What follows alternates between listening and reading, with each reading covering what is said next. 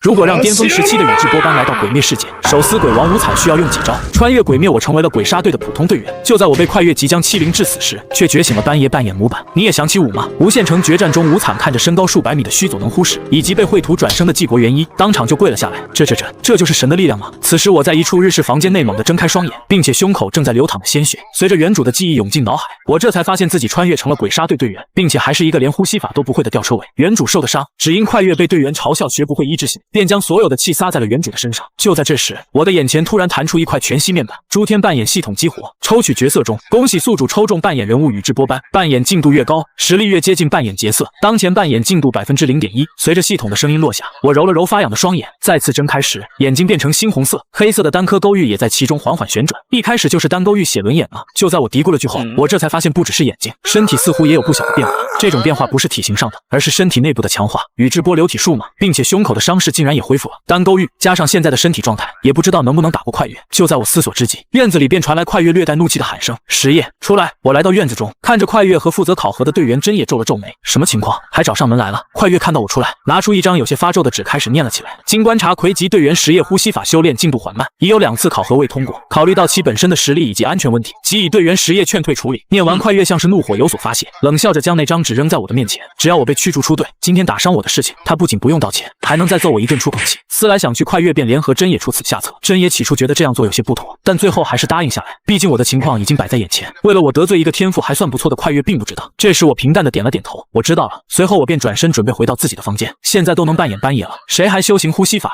被逐出鬼杀队就被逐出吧，毕竟扮演斑爷才是正事。斑爷的性格可不爱受这些条条框框的限制。扮演进度 0.5%， 看着面板上的信息和体内涌入的力量，我嘴角微微上扬。扮演进度这就提升了 0.4%， 好像也不是很难嘛。我的淡然落在快月眼中，他却一愣，这毫不在意的平静语气是怎么回事？对方知不知道劝退是什么意思？想到这，快月快步走到我的面前，今晚之前就从鬼杀队搬走。我停下脚步，冷漠地看着快月，让开！你说什么？见快月没有让开的意思，我也不再废话，直朝着自己的房间走去。快月见此当即大怒，大手便直接朝着我打来。可不等快月触碰到我，伸出的手便被一股巨大的力量所钳制，随后被我狠狠扇了一巴掌。快月此时彻底发怒，你个吊车尾竟然敢打我！说着，快月的手就放在了腰间的木刀上，然而还没等他抽出木刀，就被我一脚踹倒在地。此时的我居高临下，那双猩红的单勾玉血轮眼冷冷地盯着他，就仿佛在看一只蝼蚁。再不滚，我就把你的手拧断！快月此时被愤怒冲昏的理智有了一丝清明，这还是早上和自己交手的那个废物吗？明明那时他连呼吸法都用不了，现在是怎么回事？我甚至都没有看清他的动作就被压制住了。有些错愕的快月抬起头，想从我身上得到一个解释，可只看见我转身离去的背影。随后他紧紧握着拳头，冷哼一声，也转头离开。真野此时也没有心思去管快月，而是皱着眉头回想着刚才我教训快月的动作。他作为考核呼吸法的几级队员，自认为对任何呼吸法都有所了解，可刚才观察我出手的时候，他居然看不出任何呼吸法的痕迹。出现这种情况的可能只有2种，要么是我开创了一种新的呼吸法流派，要么就是我刚才展现的实力完全是本身的力量。想到这，真野心里不禁有些后悔，原本是不想得罪背靠名著的快月，可不曾想将可能有潜在天赋的我推出了鬼杀队。他站在院子中犹豫了片刻，最终还是决定离开。算了，既然选择了站在快月这边，那就不要当墙头草了。实业可能是有天赋，但在鬼杀队面前孰强孰弱，我还是心里有数的。此时回到屋中的我也陷入了思考，以我现在的实力，施展瞬身之术对付快月肯定是没什么问题，比如对付刚才一直站在门口观望的真野，那就有些费力了。不过现在有了扮演系统，目光自然要放得长远一些。鬼灭世界之中最大的危险莫过于无惨，解决了无惨，那其他人对我也造成不了什么威胁。只要扮演度提升的速度足够快，解决无惨不过是时间问题。但扮演度如何提升，我还是有些摸不清头脑。光说言行举止越像，扮演度就越高，可对这言行举止的具体范围却没有一个明确的界定。这时我想起班爷的一个名场面，有些羞耻的开口模仿：“你也想起舞吗？”班爷说这话的时候可是霸气的不行，怎么到我嘴里却变了个味呢？望着毫无变化的进度条，我摸了摸鼻子，好像也没有自己想象的那么好提升吗？估计还是得需要合适的情境说这话才行。要想要合适的情境，那就少不了战斗。看来要主动去寻找鬼了。此时本打算提成扮演度找鬼的我，突然意识到，现在这个时间点不死穿，小巴内他们还没有当上主，无惨活动的还没有那么频繁。思来想去，我将提升扮演度的战斗目标确定下来，那便是小巴内族内的那只蛇妖。大哥此时还没当上岩柱，此时队内的岩柱是大哥的父亲炼狱颠兽狼。我没有收到颠兽狼带小巴内回队的消息，说明此时小巴内还困在族内，那只蛇妖也还未解决。之所以选择这只蛇妖，是因为其实力正好，既没有太弱，也没有强的达到下弦的程度，有血鬼术，但应该也不是很强。毕竟原著中被炼狱颠兽狼一个呼吸型就轻松解决，实力估计强也强不到哪去。第二天清晨，我拎着简单的行李，头也不回地走出了鬼杀队大门。没有了规矩束缚，不用再看那些同门的冷眼，这自由的空气真香。7个小时后，我所在的列车已经赶到一黑家族所在的巴掌岛，整个车站空空荡荡，一同下车的寥寥几个乘客，像躲避瘟神一样低着头匆匆逃离。这时，一个浑身脏兮兮、瘦骨嶙峋的小男孩怯生生地凑了过来：“大人，您是第一次来巴掌岛吗？需要引路的吗？”我刚想点头，一个透着着一股阴冷蛇相的年轻女子突然插话：“大人，还是我来吧。”这小乞丐懂什么？说话的同时，他那双毒蛇般的眼睛还在满是贪婪的上下打量着我。好俊俏的皮囊，要是把它献给蛇鬼大人，大人一定会重赏我的。被那女人的余光一扫，小男孩瞬间如坠冰窟。他太清楚伊黑家族在岛上的恐怖统治，惹了他们只有死路一条，对此便低下头准备离开。可下一秒，一阵风吹过，女人脸上的笑容瞬间凝固，原本站在她面前的我竟然凭空消失。她猛地一转头，却震惊地发现我已经稳稳地站在了小男孩的面前。行，就你了。小男孩闻言却满脸的惊恐，我不会引路，您还是找他吧。女人见此一幕，抱着胳膊，在一旁发出一声恶毒的冷笑。然而我根本连正眼都没看那女人一眼，只是低头看着小男孩，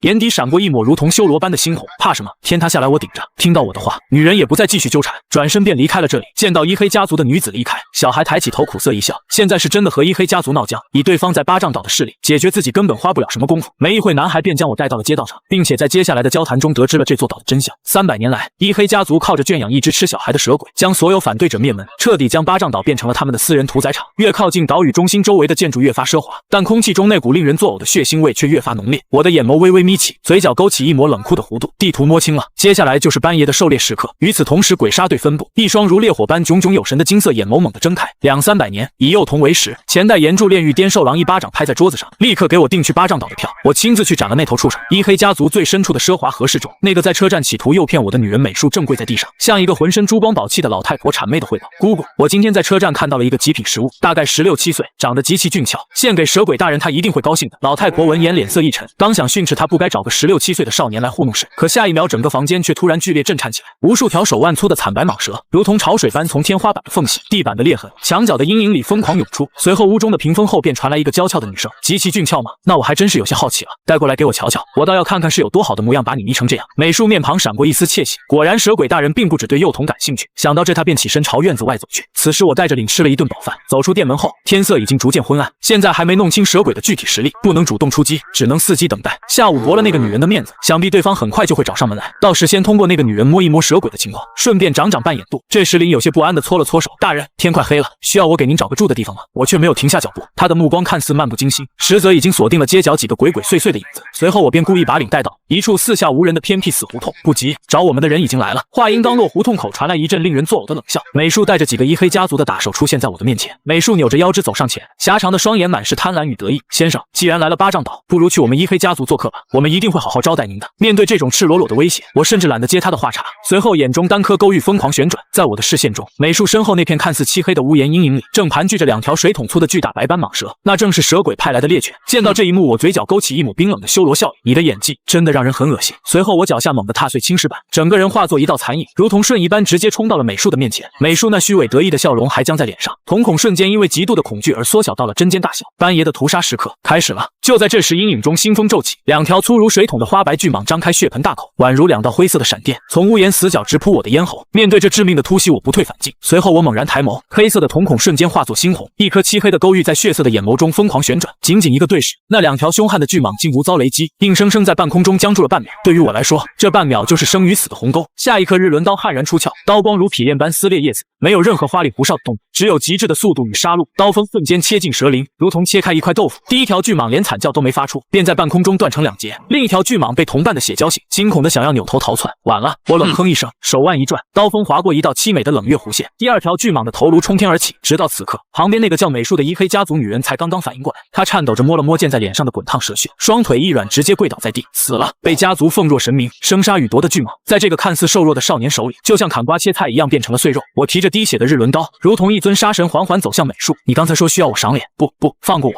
求求你放过我！还没等他说完，极其利落的挥刀声便瞬间传来，手起刀落，美术和身后女子的求饶声戛然而止。我甩掉刀刃上的血珠，握刀的手指在微微发颤。第一次打人，强烈的生理不适让我胃里翻江倒海，但就在下一秒，我眼中的单勾玉加速旋转，眼神从挣扎瞬间化为绝对的冰冷与睥睨天下。丁，杀戮果决，与宇智波斑契合度提升至2%。系统的提示音在脑海中响起，这不是冰冷的数字，而是力量的狂欢。我深吸一口气，将那点可笑的圣母心彻底碾碎。不嘎人就得死。班爷的字典里从没有怜悯2字。伴随着扮演度的突破，一股庞大的信息也流涌入我的脑海。这是火遁忍术的结印记忆。此时躲在暗处的你，此刻已经完全看傻。他浑身战栗，却死死盯着我的背影。他知道巴掌岛被伊黑家族和蛇鬼统治了200年的暗黑苍穹，要在今晚被我这个少年一刀劈开。此时伊黑家族最深处的阴暗地牢里，伴随着细碎的摩擦声，一面坚固的石墙突然塌陷出一个拳头大小的破洞。随着冷风呼啸灌入，一条只有拇指粗细、浑身雪白的小蛇顺着破洞极其小心地探出了脑袋。冰冷的树丛里里闪烁着极其人性化的警惕光芒。随着石砖被顶开，一个浑身脏污骨瘦如柴的男孩也钻了出来。昏暗的月光下，他那只右睛左绿的一瞳透着极度的恐惧与对自由的极度渴望。他正是未来的鬼杀队9柱之一，蛇柱一黑小巴内。滴丸，谢谢你。他将那条名叫滴丸的小白蛇藏在破烂的衣领里，拼尽全力朝着没有光亮的山林深处发足狂奔。他不知道自己能去哪，他只知道绝不能再回到那个将他当作祭品饲养的魔窟。小巴内前脚刚逃入山林，后脚一黑家族那座奢华的府邸便彻底炸开了锅。小巴内跑了，尖叫声划破夜空，无数举着火把的一黑族人像疯了一样冲出房间，所有人的脸上都写满了绝望的恐惧，因为他们知道弄丢了蛇鬼大人等待了12年的极品点心，下场只有嘎。主殿之内，一黑家族的家主老太婆跪在屏风外，磕头如捣蒜，冷汗浸透了全身。大人，求您再给我们一点时间，我们一定把那个小畜生抓回来。然而回应他的是屏风轰然炸裂的巨响。时间，我的2个孩子刚被人杀了，点心又被你们弄丢了。既然如此，今晚就拿你们来塞牙缝吧。随后一颗巨大无比、长着人脸的恐怖蛇头冲破黑暗，一口将家主吞入腹中，伴随着令人毛骨悚然的咀嚼声和吐出的碎骨，整个一黑家族迎来了200年来最恐怖的血腥清洗。无数条花白巨蟒从地底涌出，将那些平日里锦衣玉食、靠出卖小巴内换取荣华富贵的族人们活生生绞杀吞噬。绝望的惨叫声响彻整个巴掌岛的上空。而此时在远离血窟的半山腰上，林看到这一幕，吓得一屁股坐在地上。这时他指着树丛里那个摔倒的瘦小身影，大人，这里有个人，他脖子上也有蛇，是不是一黑家族的余孽？我拨开树丛，看到那双标志性的一瞳，顿时愣住。一黑小巴内，难怪山下那个老妖婆突然发疯了，原来是这小子跑出来了。此时的小巴内脚踝已经肿成了馒头大，眼神中充满了面对死亡的绝望。他以为自己又要被抓回那个地狱。我叹了口气，收起身上的杀气，缓步走上前。你的脚崴得很严重，如果不及时治疗的话，后面会留下隐患的。我可以帮你。我刚伸出手，躲在小巴内领口里的滴丸猛地探出头，冲着我张开嘴，露出2颗细小的毒牙，疯狂吐着蛇信子，一副你赶过来我就咬死你的凶狠模样。我挑了挑眉，眼中单钩玉血轮眼微微一转，这小东西护主心切啊。小巴内看着眼前这个眼神深邃却莫名让人感到安全的我，咬了咬牙，突然一把按住了滴丸的脑袋，蛇瞳里闪过一丝大大的问号。我在保护你，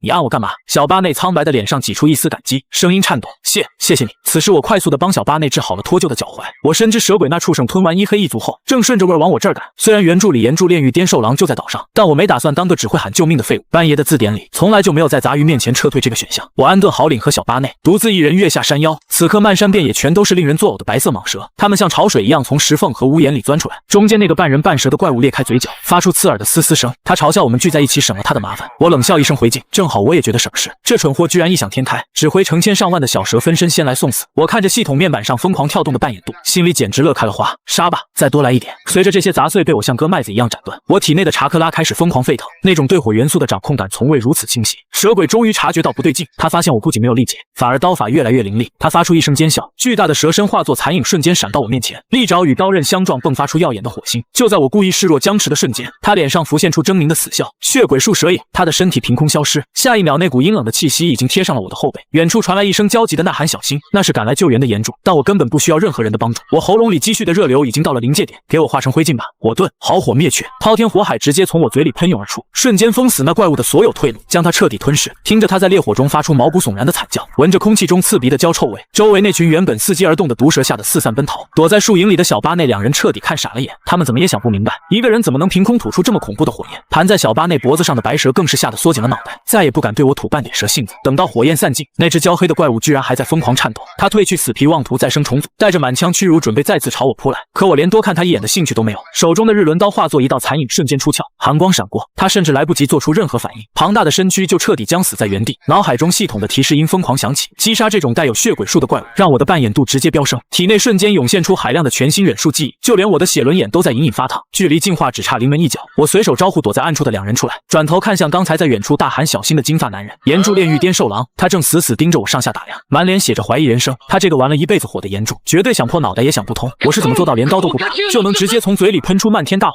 我看着岩柱那张标志性的大脸，这老小子绝对怀疑我是什么能免疫阳光的鬼变出来的。那个随行队员更是像看神经病一样质问我，为什么见了柱不下跪行礼？我连个正眼都没给他，冷笑一声扔下一句，我已经不是鬼杀队的人了。那队员瞬间像被掐住脖子的鸭子，听到我这个一招秒杀血鬼术的实力还能被劝退，他脸上的表情比吃了屎还难受。我懒得跟他们废话，把小巴内和领这2个拖油瓶扔给岩柱就准备撤，谁知道小巴内死死攥着我的衣角，死活不愿意跟着这2个突然冒出来的陌生人。我揉了揉眉心，心里无比清楚，我靠的是半眼度开挂，根本教不了他呼吸法。他他跟着我只会被耽误成个废物。我只能用最冰冷的语气把现实拍在他脸上。真遇到怪物，你这种崴脚的累赘，除了躲在我身后等死还能干嘛？小巴内浑身一颤，手终于无力的松开。那条叫滴丸的白蛇似乎想朝我龇牙护主，但一看我冷漠的眼神，瞬间吓得把脑袋缩了回去。就在这时，一声极其尖锐恶毒的怒骂从远处刺进所有人的耳朵。小巴内，都是你这个废物害死了大家，要不是你逃跑，一黑家怎么会死这么多人？一个披头散发满脸是血的女人像疯狗一样扑了过来，我眼神骤然一冷，毫不犹豫地往前踏出一步，死死挡在小巴内的面前。小巴内躲在我的手臂后面，听着堂姐那如恶鬼般刺耳的咒骂声，每一句话都像沾着剧毒的尖刺狠狠扎进他的心脏。身为祭品，明明乖乖被吃掉不就好了吗？这番简直畜生不如的言论彻底击碎了小巴内最后的心理防线，他绝望地松开了我的衣角，死死捂住胸口，低头呢喃认罪。我冷冷地看着这一幕，转头看向旁边的岩柱颠兽狼，这老小子居然一脸为难地袖手旁观。我嘴角勾起一抹讥讽的冷笑，既然你这个柱喜欢装死，那老子就亲自教教你怎么做事。火遁，灰尘引之术，一团滚烫的灰烬直接呼在那个发疯女人的脸上，凄厉的惨叫声瞬间划破夜空。颠兽狼这才如梦初醒，立刻闪身把女人护在身后。他红着那双大眼怒吼着质问我怎么能对普通人动手。我毫不留情地怒对回去，和鬼勾结害死无数条人命的畜生也配叫普通人？话音刚落，我眼神骤然一凛，附着在女人身上的灰烬瞬间引爆，随着一声沉闷的巨响，那个满嘴喷粪的女人当场炸成了灰烬。颠兽狼僵硬地转过头，彻底陷入了狂怒。你到底在干什么？我平静地擦去手上的灰尘，杀一个早该死绝的畜生而已。颠兽狼还在死抱着他那套可笑的规则和程序，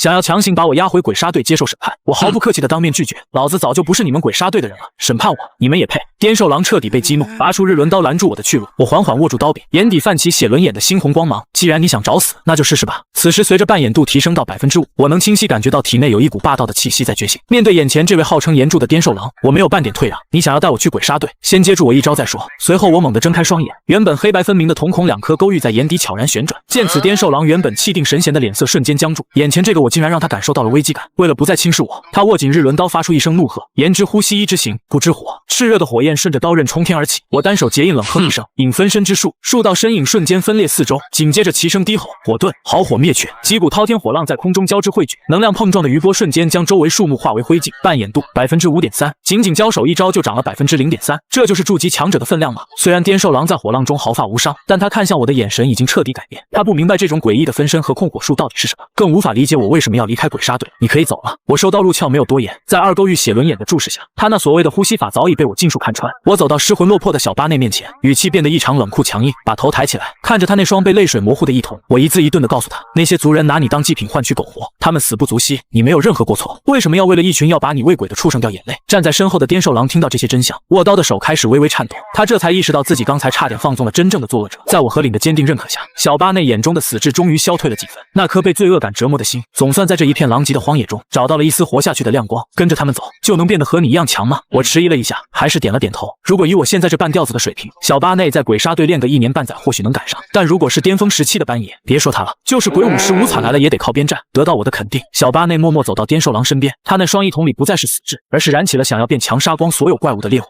我没有理会颠兽狼那复杂的眼神，转身离开。其实不用看我也知道，等我走后，林肯定会给这位正义感过剩的岩柱好好上一课。那个被我炸死的伊黑春奈，简直死有余辜。林那种在极致压迫下对生死的麻木，绝对能把颠兽狼那套死板的道德观冲刷的稀碎，让他自己慢慢反省去吧。坐上离开巴掌岛的列车后，我呼出了系统面板，扮演度 5.3%， 大概能跟最末流的下弦鬼碰一碰，但这还远远不够。列车驶入隧道，车窗玻璃上倒映出我猩红的双眼，两颗勾玉在缓缓转动，双勾玉血轮眼复制。刚才跟颠兽狼交手时，我已经把他的炎之呼吸一之形扒了个干净，只要实力跟上，我用出来的威力绝对比他还猛。不过最让我压不住嘴角的是体内悄然复苏的另一股力量，木遁的查克拉。斑野本身不会木遁，这股力量的来源毫无疑问是筑间细胞。虽然扮演度还不够解锁木遁忍术，但这变态的恢复力已经让我脱胎换骨。现在就算硬扛蛇鬼的致命伤，我也能以肉眼可见的速度自愈。这满满的安全感简直让人上头。只要扮演度再涨一点，等我解锁了术界降临，什么下弦我见一个宰一个，就算是上弦我也敢按在地上摩擦。问题是怎么快速提升扮演度？我靠在椅背上陷入沉思。刚才和颠兽狼的对峙让我摸到了门道，思想的共鸣。我之所以被逐出鬼杀队，是因为我根本不鸟他们那套团队合作的理念。但这还不够，斑野是什么人？那是妄图用无限阅读重塑世界的狂人。我如果只想在这个世界苟活，那就永远只是个拙劣的模仿者。想要真正驾驭这股力量，我就必须转变思维。我要在这个满是恶鬼的世界里，强行撕开一条属于我自己的路，创造一个受我支配的理想世界。就在我念头通达的瞬间，面板再次跳动，扮演度度7%。我看着窗外飞驰的景色，嘴角勾起一抹冷笑。果然，思路对了，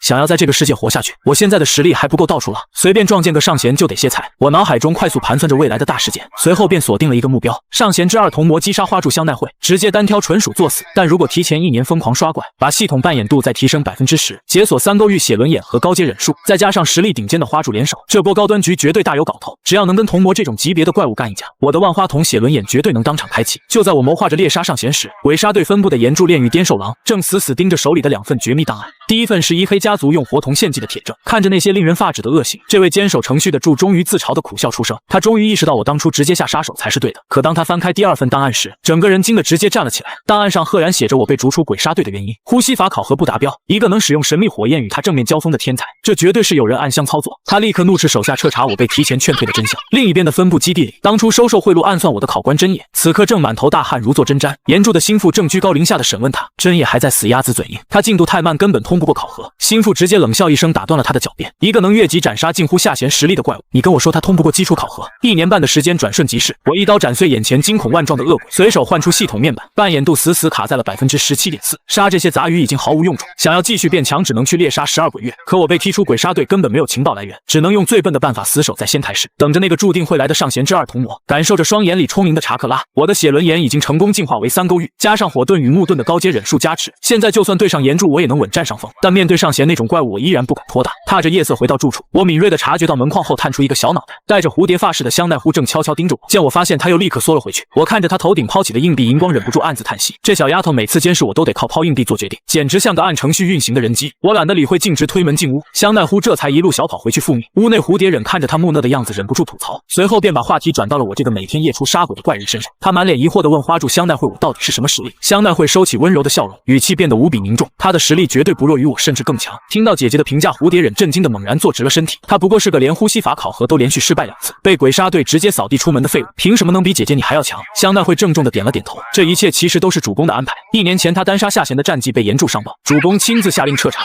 那个收受贿赂的考官真也被直接解职，罪魁祸首快月被关了1年禁闭，连他的师傅明柱都羞愧的提前隐退。虽然主公多次邀请他归队都被拒绝，但真正让我感到震撼的是在一次偶遇中，我亲眼目睹他连日轮刀都没拔，硬生生用漫天火海将一只下弦级别的恶鬼烧成灰烬。那恐怖的压迫感，甚至比鬼杀队里天赋最高的霞柱还要骇人。蝴蝶忍听得目瞪口呆，终于明白为什么他们不仅要关照我，还要时刻紧盯我的动向。香奈会语气变得无比凝重，像我这种怪物，要是哪天倒戈投靠了五彩，对鬼杀队来说简直比多出一个上弦还要绝望，所以他们宁愿天天用这种笨办法派人盯着，也绝不能把我推向对立面。交代完这一切，香奈会收拾好行囊，准备独自前往外地调查一个名为万世极乐教的邪教。而在另一边，刚刚解除1年禁闭的快月正满脸阴郁地抚摸着日轮刀。这1年里，他成了整个鬼杀队的笑柄。师傅明柱对他彻底失望，把所有心血都倾注在了那个只会一之行的黄毛善意身上。快月将所有的怨恨都算在了我的头上，他根本不相信那个单杀下弦的战绩，认定那是岩柱老眼昏花在包庇我。这次他要亲自下山，用我的脑袋向整个鬼杀队证明，他快月才是真正的天才。把我踢出鬼杀队是他做过最正确的决定。此时推开房门，开启猩红的3勾玉血轮眼，开始了新一天的锻炼。我身形如电穿梭在木桩之间，花之呼吸，2之行玉引眉，灵动的弧形斩击瞬间将木桩搅碎。这呼吸法是我从花柱香奈会身上复制来的，对我这种拥有全属性查克拉的体质来说，任何呼吸法看一眼就能完美复刻。但我真正渴望的是能掌握虚左轮呼，那样我就能彻底横行这个世界。夜幕降临，我提刀出门，却发现对门香奈会房间的灯没亮，心中猛地一沉，在那死守了1年多就是为了同魔，难不成剧情已经在这个节点发生了变动？我一个瞬身直接冲到了还在门后偷窥的香奈乎面前，吓得这小丫头眼睛瞪得溜圆。见她又要掏出硬币抛掷，我气得一把抢过硬币扔到一边。你姐姐去哪了？香奈乎的大脑瞬间宕机，人机系统直接由于失去硬币判定而死机。我顾不得太多，死死按住她的肩膀。你姐姐现在有生命危险，赶紧告诉我她去哪了。这几个字终于触发了她的底层核心。香奈乎一字一顿地吐出千叶市和邪教2个关键词，我的心瞬间提到了嗓子眼。万世极乐教同魔，这老怪物果然在那个地方现身了。从仙台赶往千叶至少要3个小时，我顾不上喘气，身形一闪消失在夜色中，希望一切还来得及。身后的香奈乎捡起硬币，正要再次抉择，耳边回荡着我那句生命危险的怒吼。他猛地握紧硬币，头也不回地冲向了蝴蝶忍巡逻的方向。蝴蝶忍看着独自跑来报信的香奈乎，心中升起强烈的不安。听到香奈乎把事情讲述完，他更是急得直追问我的下落。得知我已经动身去救人，蝴蝶忍瞬间联想到我过去1年的异常举动。每次只要姐姐外出执行任务，石叶都会默契地离开仙台市。难道他其实一直在暗中保护姐姐？他甩了甩头，把这些乱七八糟的念头抛开，当机立断带着香奈乎直奔千阳市。毕竟现在的仙台市早就被我杀成了鬼见愁的禁区，连只鬼影都找不到。另一边，花柱香奈会已经深入千阳市偏僻的村落，开始调查几名少女失踪的案件。所有线索都指向了那个名为万世极乐教的邪教。村落里面黄鸡兽的村民们脸上挂着极其诡异的满足笑容，仿佛精神被彻底底洗脑。香奈会敏锐地察觉到不对劲，没有惊动村民，直接潜入了教派深处。而此时，在教派昏暗的房间里，一头银发一同妖冶俊美的上弦之二童魔，正慵懒地倚在榻上，听着信徒卑微狂热的感恩。他用那令人毛骨悚然的亲切语调，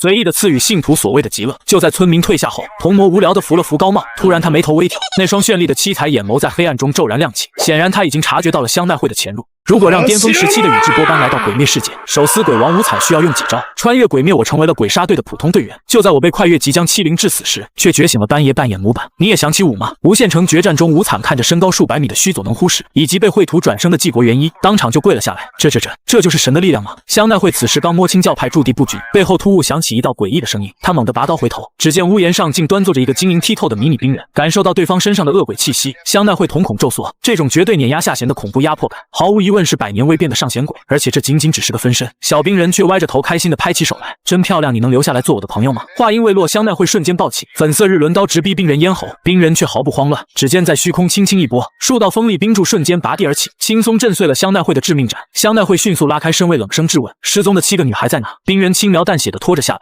早就被我吃光了，还有一个女孩的头被我摆在玉壶上，那惊恐的小脸可真是赏心悦目呢。听到这惨绝人寰的回答，香奈会心头的杀意彻底引爆，他避开冰晶藤蔓，日轮刀瞬间贯穿冰人脖颈，轰的一声巨响，冰人当场炸成漫天冰屑。看着满地残渣，香奈会却没有丝毫放松。而在教派深处的黑暗房间内，童魔的本体正缓缓睁开双眼，嘴角勾起了一抹令人毛骨悚然的玩味笑意。我此时坐在疾驰的列车上，听着站台播报声，长舒一口气，只要半小时就能抵达千阳市。我在心中飞速构建着战力天平。作为上弦之二的童魔，实力极度抽象，虽稳压一窝座一头，却在原著中死于极度的自大与贪食。以柱为计量单位，普通实力的柱起码要集齐4位才能与之一战。我评估着自己此刻斑爷的扮演度，大约相当于2位顶尖柱的战力，再配合花柱香奈会，将战斗拖延至天亮并非难事。但我追求的不是生存，而是借由这场豪赌将扮演度刷向巅峰。只要童魔那假模假样的性格不改，这就是我最好的练兵场。毕竟童魔那足以让魂体中毒的雾状冰晶，对不依赖呼吸法的我而言毫无威胁。列车到站，我迅速引入西城区的居酒屋，从醉汉的闲谈中精准捕捉到了关键信息，那个宣称能治愈百病的万事极乐教就在西城被阴处。与此同时，西城区的战场已被冰冷的雾气封锁。香奈会单手撑着日轮刀，呼吸紊乱，这已经是他斩杀的第5个冰人分身。对方像猫捉老鼠一样在黑暗中戏耍着他，直到一道修长的身影踩着月光缓缓走来。那人手持金色折扇，生着一双令人迷醉的七彩瞳孔，眼眸深处赫然刻着4个字：上弦之二。童魔行了一礼，自我介绍一下，我叫童魔。美丽的小姐真的不考虑跟我回房聊聊吗？那里有你在找的人哦。香奈会死死盯着那双毫无温度的眼睛，冷冷吐出2个字：虚伪。童魔闻言笑得愈发灿烂，却在下一秒用最轻柔的语气说着最恶毒的话：当初也有个女人这么说我，她最后被我吃掉了。你这么漂亮，应该可以接受被我吃掉吧？面对这扭曲的逻辑，香奈会眼神冰冷，不发一言。她深知废话无用，腰间日轮刀猛然一震，无数花瓣虚影瞬间缠绕全身，身法快若残影，旋转的刀锋带着凛冽光芒直取童魔咽喉。童魔面露惋惜，金色折扇随意一晃，金光与花影在空中疯狂对撞，细浪席卷四周。就在交错的一刹那，童魔的身影凭空消失，扑哧一声，香奈会左肩鲜血溅射，他连退数步稳住身形。这就是上弦之鬼的速度吗？只需1记平内，自己便已落入下风。童魔再次摇扇发出邀请，希望美丽的小姐能改变主意。香奈会却在此刻发出一声冷笑：你好可怜啊。童魔脸上虚伪的笑容瞬间僵硬，内心深处掠过一丝被冒犯的恶寒。香奈会直视那双七彩眼眸，一个连情绪都要伪装的人，难道不可怜吗？这番话像利刃刺穿了童魔的假面，他嘴角弧度缓缓消失，眼神中再无半分灵动，只剩下极致的淡漠。既然无法互相理解，那就只能请你去死。童魔挥扇甩出数朵冰莲，每一瓣莲花都透着森然寒气。香奈会强提一口气，身形如落花般左右闪转，冰晶擦着脸颊划过，刺骨的寒意几乎冻结血液。还没等他落地，漫天冻云如潮水般席卷而来。香奈会挥刀死命抵挡，就在他寻找反击破绽时，身体却猛地僵住，原本顺畅的呼吸法竟然陷入阻塞，肺部传来火辣辣的刺痛，冰晶里有毒。察觉到异样的童魔恢复了优雅，他静静欣赏着对方垂死挣扎的姿态。只要香奈会继续战斗，肺部就会吸入更多冰屑，直至坏死。如果停止呼吸，那便是必死无疑的活靶子。童魔重新勾起嘴角，注视着眼前的猎物，步入绝路。就在香奈会濒死之际，一道狂暴的火龙猛然撕裂夜色，炽热的烈焰瞬间蒸干漫天冰晶，化作一堵高耸的火墙，将他死死护住，逼退了致命寒气的同时，连他肺部淤堵的毒素都随之缓解。香奈会震惊地回过头，从阴影中踏出的男人正是我。他深知上弦之二的恐怖实力，刚想拼死让对方突围报信，我却直接挡在他的身前，眼中沸腾的战意几乎要化作实质。换人。简短的2个字带着不容置疑的压迫感。童魔随手摇着金扇，满脸不屑。原本他对皮糙肉厚的男人毫无兴趣，可下一刻，他脑海中突然爆发出一阵剧痛，无数我斩杀恶鬼的画面疯狂涌入，伴随而来的还有鬼武士无惨那充满杀意的指令：一起杀了！童魔的眼神瞬间狂热起来，能让无惨大人亲自下令抹杀的猎物，若是提着他的脑袋回去，绝对能获得上尉的青睐。听到童魔毫不掩饰的自言自语，我眼神瞬间冷了下来。看来自己过去1年疯狂屠戮恶鬼的举动，终究还是引起了最终头目的注意。面对上弦之二高高在上的死亡宣告，告，我不但没有后退，嘴角反而勾起一抹冷笑。那我是不是还得感到荣幸？若让巅峰时期的宇智波斑来到鬼灭世界，手撕鬼王无惨需要用几招穿越鬼灭？在香奈会即将被童魔杀死时，被我用火龙成功救下了他。与此同时，我也被无惨注意到，无惨点名要把我杀了，那童魔自然不能让无惨大人失望。而我想着，只要秒不掉童魔，我就有机会通过提升扮演度改变战局。香奈会还没反应过来，我和童魔的身影几乎同时消失。在香奈会发呆的下一刻，滔天的火焰风暴突然在头顶炸开。童魔惊讶于我的火焰能力居然不是依靠呼吸法来实现，如果是鬼，通过血鬼术为媒介获得操控火焰能力并不值得惊讶，但要是以人类之躯掌控火焰之力，就有些让人难以理解了。童魔心想，难怪连无惨大人都关注着这人，的确有点东西。仅是一招，我差点就让童魔抹了脖子。此时我的扮演度已经来到 18%， 加上一开始帮助香奈会抵抗冰晶的那次，仅是2次交手，扮演度就涨了 0.6%， 这是平常可能要战斗大半个月的结果。现在只不过几分钟便做到了。在童魔还没察觉不对，我已经发动了幻术。下一刻，童魔便发现自己回到了自己被奉为神明使者的时候，两边是父亲和母亲，最下面是一群虔诚祈祷的求愿者。他立马用刺骨的疼痛解开了幻术，意识瞬间回归，没有任何的停顿和不适，径直将双手的金扇打开，血鬼术。枯源垂雪，漫天的冰晶沿着童魔金扇的痕迹倾泻而出。我立刻放出的火遁忍术和他的冰晶对撞在一起。面对童魔的疯狂的嘲讽，我只是轻声说道：“你怎么知道这火龙是不是我用来掩人耳目的呢？”童魔立刻意识到不对劲，但已经为时已晚。童魔只感觉到一股比之前火焰炙热100倍的感觉从自己的皮肤表面炸开。不过童魔并没有痛吼出声，而是翻转手中的晶，冰晶凝结，覆盖在自己的半边身子之上，形成一层护盾。香奈会见我轻松就弄残了12鬼月中位列上弦之2，才知道我的实力原来这么强。现在我的扮演度来到 19%， 以现在的扮演度，童魔想再冻住龙炎放歌之术，恐怕就要花上一些功夫了。童魔说不准，还真能帮我把血轮眼进化成万花筒。而童魔有点红温了，只看到童魔左手的金扇朝上一挥，空气中寒气开始凝结，冰冷的气息在童魔周遭蔓延。一座巨大的冰雕出现在童魔身后，我的血轮眼中的3颗勾玉迅速旋转，试图再用幻术给自己创造机会。只不过童魔只是恍惚了片刻，就指挥着冰晶菩萨一手劈下，这种把戏一次就够了。烟雾散尽，